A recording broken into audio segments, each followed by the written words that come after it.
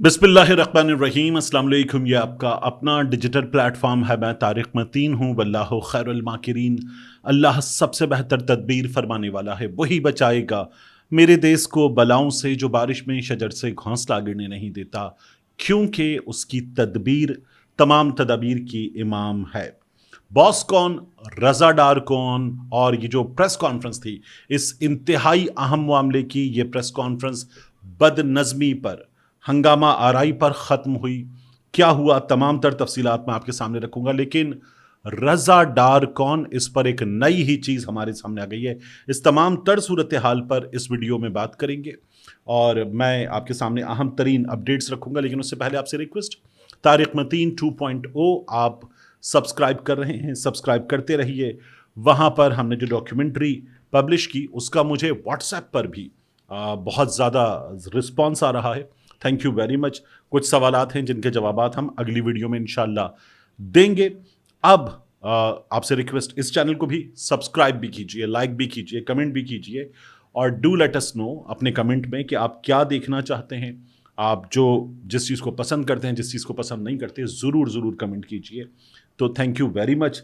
अब बात कर लेते हैं कि रज़ादार कौन और बॉस कौन। देखिए, फैसल कामरान प्रेस कॉन्फ्रेंस करने आए, डीआईजी फैसल कामरान, और उनकी प्रेस कॉन्फ्रेंस जो इख्तिताम हुआ ना, वो हुआ हंगामा राई पर।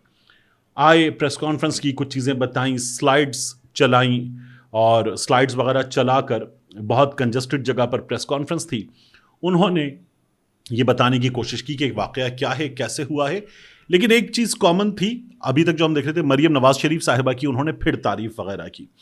उन्होंने ये भी बताया कि हम पे कोई दबाव नहीं है, और मरियम नवाज शरीफ साहबा ने कहा फ्री हैंड है, आप काम कीजिए इस केस पर कानून के मुताबिक।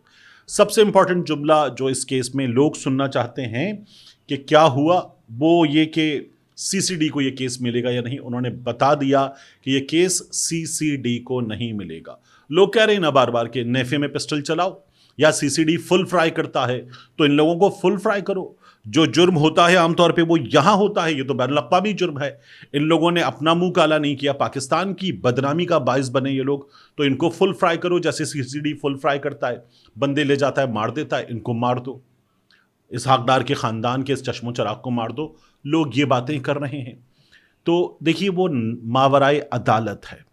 उसको बाज़ लोग बड़ा पसंद करते हैं कि जब इंतहाई जुल्म हो जाता है तो लोग कहते हैं ठीक कर रहे हो उन लोगों के साथ, लेकिन वो मावराए अदालत है। यहां अब मरियम नवाज शरीफ साहिबा को याद आ रहा होगा कि मावराए अदालत क्या होता है, और अब समझ में आ रहा होगा। वो बड़ी प्रेस कॉन्फ्रेंसों में और तकरीबात में कहती हैं, लोग खाना काबा में बैठकर वीडियो बनाते हैं, वहां से कहते हैं कि जी सीसीडी वाले, मैं देख लें जी, अल्लाह के घर बैठ के बना रहा हूं, और ये बातें करते हैं। सीसीडी ने ऐसे सफाया किया है।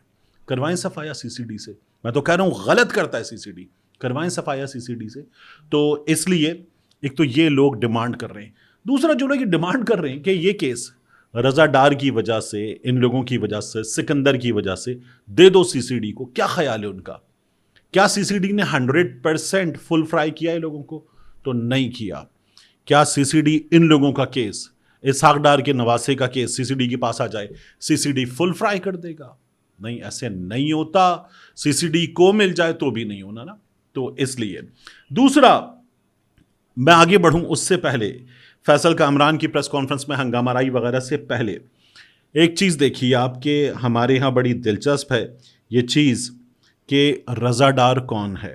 ये एक फेसबुक पेज है, वी लव PMLN, बहुत बड़ा पेज है फेसबुक पर, और इन लोगों ने एक अदद पोस्ट डाली, तस्वीर डाली, जो अदालत में पेशी की तस्वीर थी, और उस पर लिखा तहरीक इंसाफ की रेहाना डार का भतीजा, अच्छा भतीजे का इमला भी इन्होंने गलत लिखा है, और साबिक वज़ीर आज़म इमरान खान के स्पेशल एडवाइज़र उस्मान डार के मामू का बेटा रज़ा डार गैर मुल्की ख़वातीन के इग़वा का भी इमला गलत है, इग़वा बराए तावान और जिनसी तशद्दुद केस में गिरफ्तार ... क्वेश्चन मार्क। एक इदारा इस मुल्क में NCCI ये कुछ करेगा? ये रज़ा डार को रेहाना डार का, उस्मान डार का रिश्तेदार बना के बैठ गए। वो भाई फैसल कामरान ने मान लिया, बता दिया कि जी वो नायब वज़ीर आज़म साहब के, वज़ीर ख़ारिजा साहब के नवासे हैं। साफ हो गया لیکن نہیں جی، یہ انہی کے لیے کہا گیا تھا نا کہ ایک تو یہ پڑھے لکھے نہیں ہیں، ان کی کوئی اتنی تعلیم نہیں ہے، اوپر سے یہ کوشش بھی نہیں کرتے. دوسرا، رضا ڈار کے معاملے میں ایک آپ کو اور چیز بتاؤں. ہمارے سینئر ہیں، بڑے بھائی ہیں، عمار مسعود صاحب، انور مسعود صاحب کے صاحبزادے، لیجنڈری انور مسعود صاحب کے صاحبزادے. عمار مسعود صاحب نے یہ بتایا کہ جب پولیس گئی تو یہ خواتین اور رضا ڈار ان کے ہاتھ پاؤں بندھے ہوئے تھے، ان کو ایسے نکالا ہے پولیس نے. فوٹیج ہے ان خواتین کا، 164 کا بیان ہے کہ گاڑی ٹکرائی، ہم نکل کے بھاگ گئے. فوٹیج ہے، فلٹر ہاؤس کی تصویر ہے، سب کچھ موجود ہے. اور رضا ڈار بھاگ گیا رضا ڈار. وہ کہہ رہے کہ جی پولیس گئی، رضا ڈار کے ہاتھ پاؤں بندھے ہوئے تھے، ان خواتین کے ہاتھ پاؤں بندھے ہوئے تھے. حیراں ہوں دل کو روؤں کہ پیٹوں جگر کو میں. یہ بھی ہمارے ہاں موجود ہے.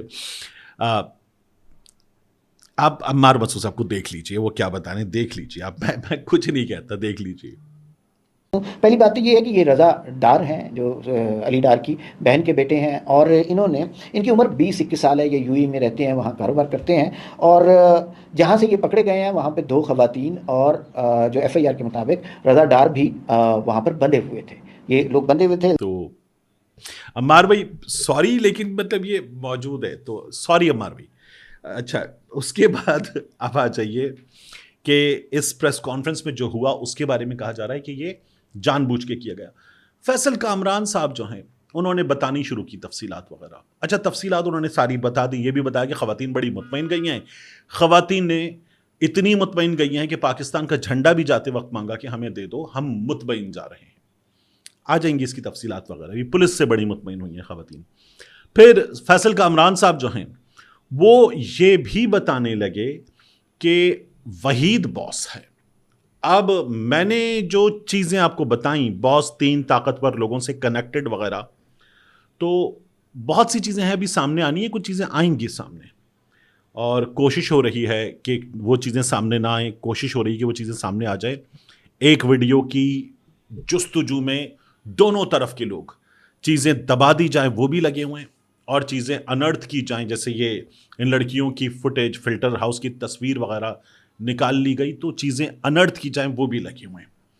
اب یہ چل رہا ہے، اس میں باس کون ہے تو اس پر بہت ہی زیادہ اختلاف موجود ہے. میرے سورس کے مطابق وحید باس نہیں ہے. ہوا کیا، پریس کانفرنس میں یہ فیصل کامران صاحب کہنے لگے وحید باس ہے، اور وہاں پر صحافیوں نے کہا علی ڈار باس ہے، اور دوبارہ کہا علی ڈار باس ہے. تو فیصل کامران صاحب جو ہیں وہ تیزی سے نکل گئے کہ غلط بیانی ہے، یہ کہہ کے نکل گئے. اس موقع پر کیا ہوا یہ بھی دیکھیے. باس اس میں سے وحید نامی ایک شخص ہے جو کہ ایک گنڈا بیڈ کریکٹر ہے، جس کے اوپر پروبیبلی 10 پرچے ہیں. وہ ان پرچوں کے وجہ سے ایک دفعہ ایک بندہ لیگل سسٹم سے ہو کے آ چکا ہے، یہ چھپا رہے ہیں اس کو، غلط بیانی ہے. اب یہ آپ کے سامنے آ گیا. فیصل کامران صاحب کی ہو گئی پریس کانفرنس، اور فیصل کامران صاحب کی پریس کانفرنس میں ہو گیا آخر میں جھگڑا.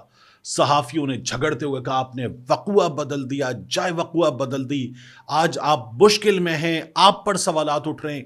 پی ایم ایل این کے بڑے پکے صحافی وہ کہہ رہے ہیں کہ کھرا فیصل کامران تک جاتا ہے. اسٹیبلشمنٹ کے بھی بعض بڑے حامی صحافی یہ کہہ رہے ہیں کہ کھرا فیصل کامران تک جاتا ہے، ثبوت مٹائے جا رہے ہیں. یہ سب کچھ ہو رہا ہے. ان چیزوں کے درمیان فیصل کامران کو وہاں پر صحافیوں نے رگڑ کے رکھ دیا. اب یہ جھگڑا ہو گیا. فیصل کامران نے اس کے باوجود بھی یہ کوشش کی کہ وہ ان کو جوابات دیں، اور ایک بار یہ بھی کہا کہ آپ کا سوال جس اینگل سے آ رہا ہے مجھے سمجھ میں آ رہا ہے، یعنی یہ کہ میں جانتا ہوں تم یہی کرو گے. اس طرح کی بھی بات ہو گیا جھگڑا. بالآخر چلے گئے. صحافیوں نے اس قدر تیز، اور میں کروں گا سوال، یہ شروع کیا کہ پریس کانفرنس خراب ہو گئی.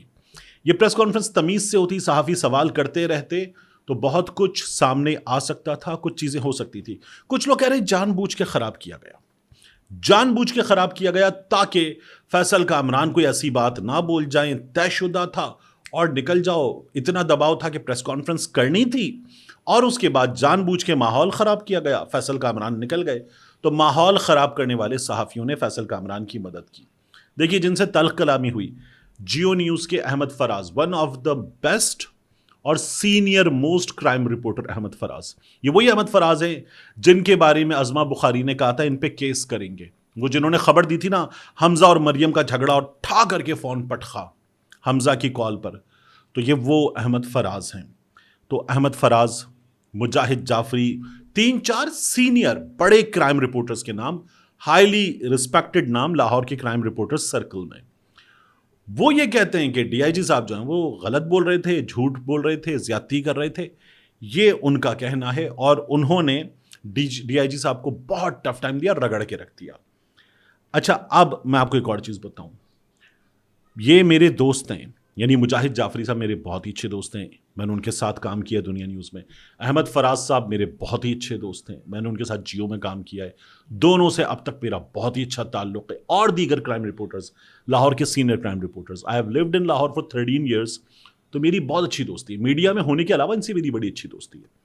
تو یہ لوگ جن پہ الزام ہے کہ انہوں نے خراب کر دیا, نہیں, خراب نہیں کیا, لیکن ان کا جھگڑا ہو گیا. دوسری جانب لاہور میں بڑے ینگ ایمرجنگ اچھے کرائم رپورٹرز, ان سے بات ہوتی ہے, وہ کہتے ہیں کہ نہیں, فیصل کامران جو ہیں وہ بہت ہی اچھے آفیسر ہیں. پریشر میں ہوں, کسی کا ساتھ دے رہے ہوں, وہ ایک الگ بات, لیکن وہ کہتے ہیں کہ میڈیا فرینڈلی ہونے کے معاملے میں فیصل کامران بیسٹ آدمی ہے. میڈیا کو خبر چاہیے. ایک بندہ ڈی آئی جی ہے, ایس ایس پی بھی اویلیبل نہیں ہوتا کئی بار صحافی کو, لیکن فیصل کامران اویلیبل ہوتے ہیں, سوال کا جواب دیتے ہیں, بات کرتے ہیں, وقت دیتے ہیں, اور پھر اس کے بعد کسی کے تھرو کروا دیتے ہیں کہ پوری انفارمیشن دی جائے میڈیا کو. تو لاہور کے 3-4 ان سینئر موسٹ کرائم رپورٹرز سے جونیئر, وہ بہت جونیئر نہیں ہے لیکن ان سینئر موسٹ کرائم رپورٹرز سے جونیئر رپورٹرز, وہ یہ کہتے ہیں کہ یہ بہت ہی میڈیا فرینڈلی آدمی ہے. بہرحال یہ تو نظر آیا کہ فیصل کامران صاحب نے, میری رائے ہے کہ یہاں مریم نواز کی تعریف بھی کی, اسحاق ڈار کے بارے میں سوال, انوالومنٹ کے بارے میں سوال نظر انداز بھی کر گئے, اور صحافی سے جو انہوں نے کہا کہ مجھے سمجھ میں آ رہا ہے آپ کا اینگل کس طرف سے سوال آ رہا ہے, یہ انہوں نے زیادتی کی. آپ کا کام ہے سوال کا جواب دینا, اب آپ جس جگہ کھڑے ہیں آپ کو جواب دینا ہے, یہ انہوں نے زیادتی کی. لیکن یہ جو تھا نا کہ جان بوجھ کے کیا گیا, جان بوجھ کے نہیں کیا گیا. کچھ لوگوں کو کچھ شکایت ہو سکتی ہے, غصے میں سوال کر رہے تھے, معاملہ بگڑ گیا. تو یہ معاملہ محض بگڑا ہے. اب اس کے بعد جو ہے یہ کہنا کہ کیس سی سی ڈی کو نہیں دیا جا سکتا, تو ایک اور بات ہو رہی تھی کہ سی سی ڈی کو عادی مجرم کا کیس دیا جاتا ہے. وحید کے بارے میں تو بتایا جا رہا ہے کہ اس پر پہلے بھی 10 پرچے ہیں. وہی وحید جس کو باس کہتے ہیں, جس وحید کو باس کہتے ہیں اس وحید کو رضا ڈار بھی باس کہہ رہا ہے, اور جس کو باس کہہ رہا ہے اس پہ 10 پرچے ہیں. یہ کیسا رضا ڈار ہے؟ تو ایک تو یہ معاملہ, اور دوسرا یہ معاملہ کہاں جائے گا, سی سی ڈی کو دے دیتے. تو میں نے آپ سے پہلے بھی عرض کیا کہ نہیں, سی سی ڈی کو مل بھی جائے تو کچھ نہیں ہونا. یہ کلیئر ابھی بھی کر دیا گیا کہ سی سی ڈی کو نہیں دیا جا سکتا. لوگ کہہ رہے ہیں وحید پہ 10 پرچے تو دے دو, عادی مجرم تم نکل آیا اس کیس پہ. آخری چیز اس ویڈیو کی, آج ایک بہت بڑا واقعہ ہوا, اور گروپ کیپٹن عاصم طارق وہ شہید ہوئے. اسلام آباد میں ایک مقام پر ایک شخص ایک خاتون سے دست درازی کر رہا تھا, ان کو گھسیٹ رہا ہے, ان پہ چلا رہا ہے, اور خاتون جان چھڑانے کی کوشش کر رہی ہیں, وہ ہاتھ پکڑ کے گھسیٹ کے ساتھ لے جانے کی کوشش کر رہے. گروپ کیپٹن عاصم صاحب گزر گئے, واپس آئے, واپس آ کر انہوں نے دیکھا کہ سڑک پر ایک تماشا ہے, خاتون پریشان ہے. انہوں نے بات کرنے کی کوشش کی.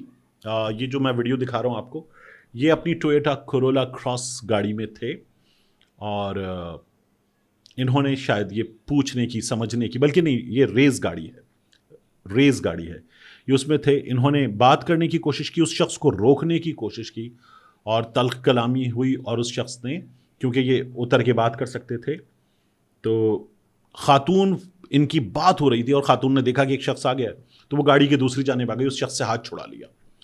اس شخص نے, جو سعد نام کا ہے, سعد نام ہے اس کا, اور وہ ان خاتون کے دفتر میں کام کرتا ہے, وہ انہیں پہلے یہ کہہ رہا تھا کہ کہیں کام سے جانا ہے, پھر کہیں اور لے جانے لگا. تو خاتون کا اندازہ ہوا کہ کیا ہو رہا ہے. خاتون جان چھڑا کے جانا چاہتی تھی, اور یہ کیپٹن صاحب پہنچ گئے. اس شخص نے کیپٹن صاحب پہ فائرنگ کر دی, کیپٹن صاحب جان سے گئے, شہید ہو گئے. تو انا للہ و انا الیہ راجعون. لیکن یہ سڑک پر ایسے کوئی تماشا ہو رہا ہو دیکھ کر لوگ گزر جاتے ہیں, اکثر گزر جاتے ہیں. لیکن فرض شناسی کا مظاہرہ کیا اور ایک کام کر سکتے ہیں، تربیت میں ہے اور آپ کو ملا ہے تو وہ انہوں نے کوشش کی، لیکن جان سے چلے گئے۔ یہ ان کے بیوی بچوں کی تصویر ہے۔ اللہ تعالیٰ غریق رحمت فرمائے، اللہ تعالیٰ فیملی کو صبر دے، چھوٹے بچے اور ینگ باپ جو اس وقت کچھ 46-47 کی عمر کا تھا وہ چلا گیا ہے۔ افسوسناک ہے لیکن بہادری سے گیا ہے، لڑتے ہوئے گیا ہے، ظلم روکتے ہوئے گیا ہے۔ ملتے ہیں انشاءاللہ آپ سے اگلی ویڈیو میں۔